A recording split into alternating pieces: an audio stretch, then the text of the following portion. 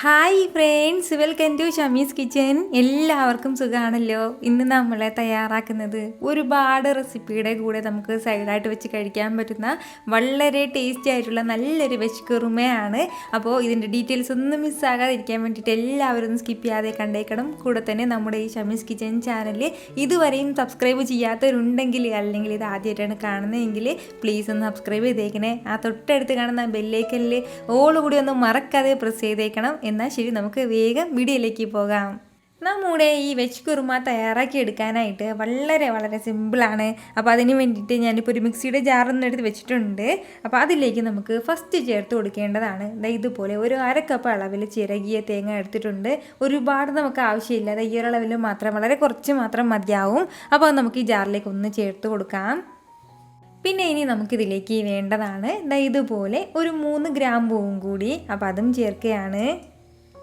ഗ്രാമ്പൂവിനൊപ്പം പിന്നെ വേണ്ടതാണ് ഇതുപോലെ ഒരു 2 ചെറിയ പീസ് അളവിൽ കറുവാപ്പട്ടയും കൂടി എടുത്തിട്ടുണ്ട്. അപ്പോൾ അതും ചേർത്ത് കൊടുക്കാം. ഇനി വേണ്ടത് ഒരു 3 ഏലക്കായും കൂടിയാണ്. അപ്പോൾ അതും ചേർക്കുകയാണ്. ഇത് ഇത്രയും ആയി കഴിഞ്ഞാൽ പിന്നെ ഇനി നമുക്കിതിലേക്ക് വേണ്ടതാണ് നമ്മുടെ എരിവിനനുസരിച്ചിട്ടുള്ള പച്ചമുളകും കൂടി. അപ്പോൾ ഇത് അത്യാവശ്യം എരിവുള്ള പച്ചമുളകാണ്. അതിൻ്റെ പേരിൽ ഞാനിപ്പോൾ ഒരു 5 പച്ചമുളക് എടുത്തിട്ടുണ്ട്.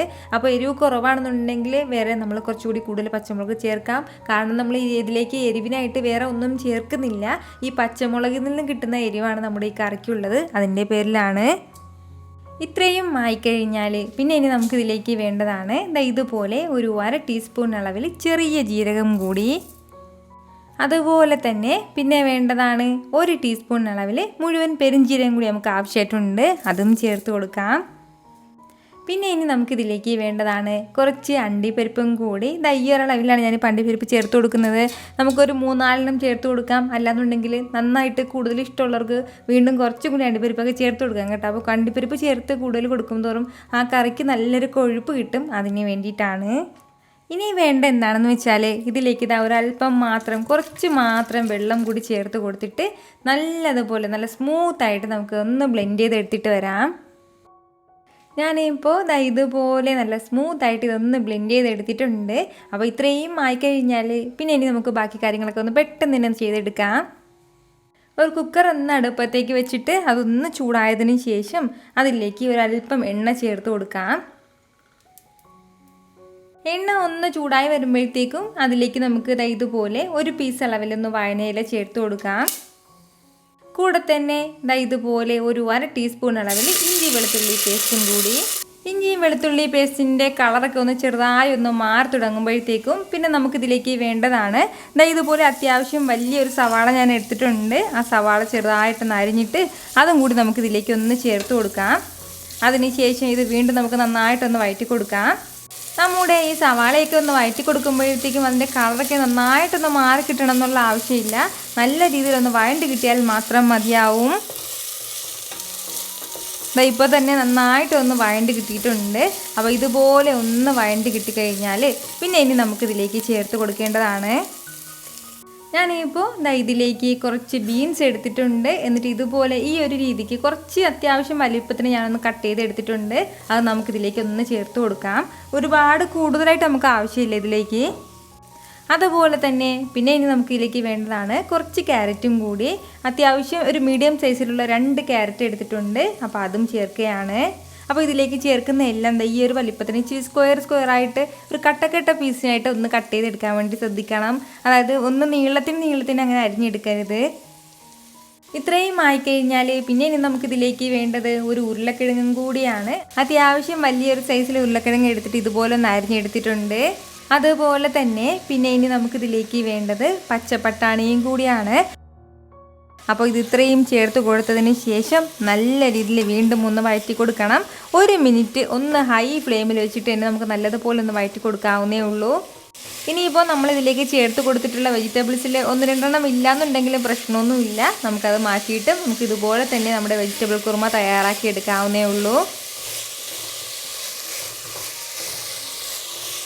ഇതുപോലെ നന്നായിട്ട് ഇതെല്ലാം ഒന്ന് വഴറ്റി കൊടുത്തിട്ടുണ്ട്. നമ്മുടെ പച്ചക്കറിയൊക്കെ ഇപ്പോൾ നല്ലതുപോലെ ചൂടായിട്ട് വന്നിട്ടുണ്ട്. അപ്പോൾ ഇതുപോലെ ഇത്രയും ആയിക്കഴിഞ്ഞാൽ പിന്നെ ഇനി നമുക്ക് ഇതിലേക്ക് വേണ്ടതാണ് നമ്മൾ നേരത്തെ അരച്ച് മാറ്റി വെച്ചിരുന്ന നമ്മുടെ തേങ്ങ അരപ്പും കൂടി, അതും കൂടി ചേർക്കാം. അതിനോടൊപ്പം തന്നെ ഒരല്പം വെള്ളം കൂടി ചേർത്ത് കൊടുക്കാം. നമുക്ക് ആവശ്യത്തിനുള്ള വെള്ളവും ചേർത്ത് കൊടുത്തതിന് ശേഷം നമുക്കിതെല്ലാം കൂടി നന്നായിട്ടൊന്ന് മിക്സ് ചെയ്ത് കൊടുക്കണം. ഇതുപോലെ നല്ല രീതിയിൽ ഇതെല്ലാം ഒന്ന് മിക്സ് ചെയ്ത് കൊടുത്തിട്ടുണ്ട്. നമ്മുടെ കട്ടിക്ക് അനുസരിച്ചിട്ട് നമുക്ക് വേണമെന്നുണ്ടെങ്കിൽ ഇത് നല്ലതുപോലെ ഒന്ന് കുറുകി കിട്ടണം എന്നുണ്ടെങ്കിൽ വീണ്ടും കുറച്ചും കൂടി വെള്ളം കുറയ്ക്കാം. അതല്ല ഇച്ചിരി കൂടി ലൂസായിട്ട് ഇരിക്കണം എന്നുണ്ടെങ്കിൽ അതിനനുസരിച്ചിട്ട് വീണ്ടും വെള്ളം ചേർത്ത് കൊടുക്കാവുന്നേ ഉള്ളൂ. അപ്പോൾ ഇതുപോലെ ഇത്രയും ആയിക്കഴിഞ്ഞാൽ പിന്നെ ഇനി നമുക്കിതിലേക്ക് വേണ്ടത് ആവശ്യത്തിനുള്ള ഉപ്പും കൂടിയാണ്. ഉപ്പും ചേർത്ത് കൊടുത്തതിന് ശേഷം നല്ലതുപോലെ നമുക്കൊന്ന് മിക്സ് ചെയ്ത് കൊടുക്കണം. അതിന് ശേഷം പിന്നെ വേണ്ട എന്താണെന്ന് വെച്ചാൽ നമ്മളിതൊന്ന് അടച്ച് വെച്ചിട്ട് ഒരു 2 വിസിൽ വരുന്നത് വരെയും ഇതൊന്ന് വേവിച്ചെടുക്കണം. ഫ്ലെയിം ഒന്ന് മീഡിയത്തിൽ നിന്നും ഒരല്പം കൂടി ഒന്ന് കുറച്ച് വെച്ചിരുന്നാൽ മതിയാവും. നല്ലതുപോലെ ഹൈ ഫ്ലെയിമിൽ വെക്കരുത്. അതായത് നമ്മുടെ ഈ പച്ചക്കറികളൊക്കെ നന്നായിട്ടൊന്ന് വെന്ത് കിട്ടേണ്ടതാണ്. അതിൻ്റെ പേരിൽ മീഡിയത്തിൽ നിന്ന് ഒരല്പം കൂടി കുറച്ച് വെച്ചിട്ട് ഒരു 2 വിസിൽ വരുന്നത് വരെ ഒന്ന് വെയിറ്റ് ചെയ്യാം.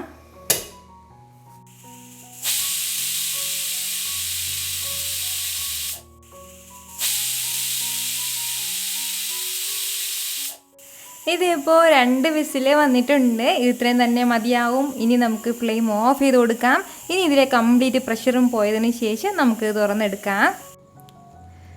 ഇപ്പോൾ ഇതിലെ പ്രഷർ കംപ്ലീറ്റും പോയിട്ടുണ്ട്. ഇനി നമുക്ക് തുറന്ന് നോക്കാം.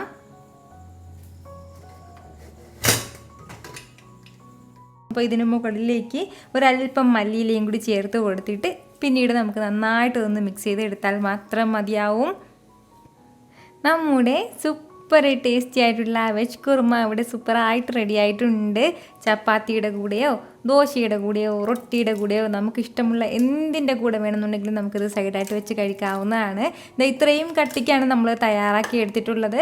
നമുക്ക് ഇഷ്ടമുള്ള രീതിയിൽ വേണമെന്നുണ്ടെങ്കിൽ കുറച്ചുകൂടി വെള്ളം ചേർത്ത് കൊടുക്കാം. അതല്ലാന്നുണ്ടെങ്കിൽ വീണ്ടും കുറച്ചുകൂടി ഗ്രേവി കുറയ്ക്കാം. അതൊക്കെ നമ്മുടെ ഇഷ്ടമാണ്. ഈ ഒരു കൺസിസ്റ്റൻസിയാണ് അതിൻ്റെ കറക്റ്റ് ആ ഒരു രീതി എന്ന് പറയുന്നത്.